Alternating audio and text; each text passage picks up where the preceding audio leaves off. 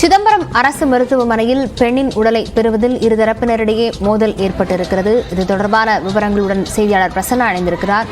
பிரசன்னா, எதனால் இந்த இருதரப்பினரிடையே மோதல் ஏற்பட்டிருக்கிறது? உயிரிழந்தவர் யார்? அதாவது லாவண்யா, புவனகிரியில திருமணமாகி 10 மாதங்களான இளம் பெண் தூக்கிட்டு உயிரிழந்த சம்பவத்தில் உடலை பெற கணவன் தரப்பினரும் இறந்த பெண்ணின் அப்பா தரப்பினரும் இடையே அரசு மருத்துவமனையில் சிதம்பரம் அரசு மருத்துவமனையில் ஏதாவது மோதல் ஏற்பட்டிருக்கு. அதன் நேரடி காட்சி நம்ம பார்த்து வந்துட்டு இருக்கோம்.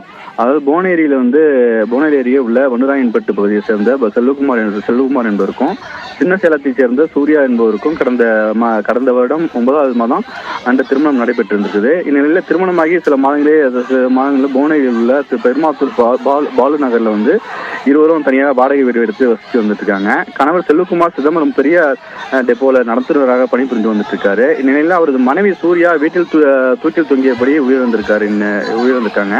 இது குறித்து தகவல் இருந்த புவனகிரி போலீசார் உடலை கைப்பற்றி சிதம்பரம் அரசு மருத்துவமனைக்கு பிரேத பரிசோதனைக்காக அனுப்பி வச்சிருந்தாங்க. இந்நிலையில் இறந்த சூர்யா தரப்பினரும் கொடுத்த புகாரின் பேரில் வழக்கு பதிவு செய்யப்பட்டு சிதம்பரம் உதவி ஆட்சியர் விசாரணைக்கும் உட்படுத்தப்பட்டிருக்கு இந்த வழக்கு. அதாவது நிலையில உடலை பெற்றுக்கொள்ள பெண்ணின் தகப்பனார் தரப்பினரும் பெண்ணின் கணவர் தரப்பினர் சிதம்பரம் அரசு மருத்துவமனையில் தகராறில் தற்போது ஈடுபட்டு வந்துட்டு இருக்காங்க. இந்த சம்பவத்தை வீடியோ எடுத்த தலைமை காவலர் புனிதா என்பவரும் தாக்கப்பட்டிருக்காரு. இந்த சூழ்நிலையில 2 தரப்பினரும் தாக்கி கொள்ளும் வீடியோ தற்போது சமூக வலைதளங்களும் வைரலாகி வந்துட்டு இருக்கு. பெண் விழுந்ததற்கு காரணம் போலீசார் விசாரணைக்கு பிறகு தெரிய வரும் நிலையில் 2 தரப்பினரும் ஒருவரை தாக்கி கொண்ட சம்பவம் பெரும் பரபரப்பை ஏற்படுத்தியிருக்கு. விவரங்களுக்கு நன்றி பிரசன்னா.